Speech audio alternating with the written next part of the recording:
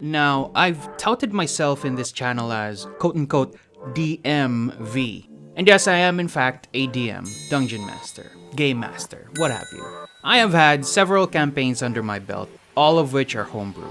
My first campaign was a homebrew FF8, another in a fantasy world I built, and then the big ones. A chat RP set in said fantasy world, 35 sessions and counting. A Gundam campaign, 50 sessions and counting, 3.5 of which are in this channel. A Kamen Rider campaign, 32 sessions and counting. And a campaign set in the contemporary dark world of Garo, 19 sessions and counting. And by the way, you should get into Garo. Among all those campaigns, one thing remained consistent.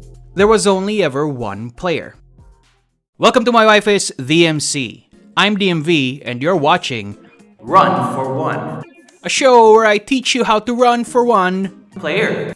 So when someone asks, does one player D&D even work? And this doesn't just apply to D&D, it applies to any kind of tabletop RPG that has a game master and a player or a bunch of players. Two key things it hinges on is knowing your player and knowing yourself as a DM. Is your player into your kind of storytelling?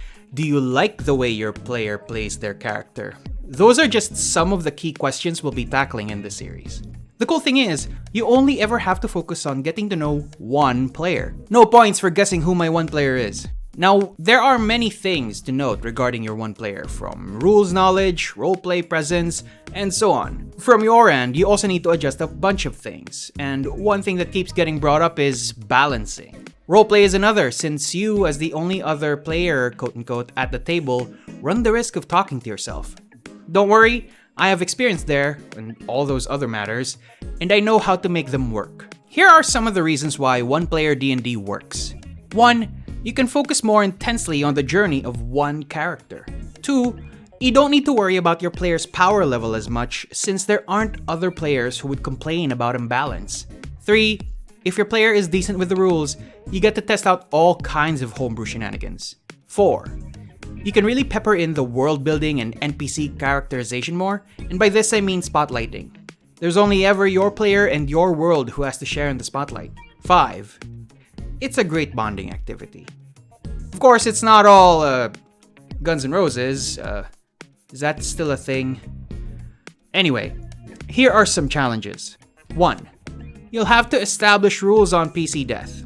2. You might end up controlling player-allied NPCs on top of the monsters in battle.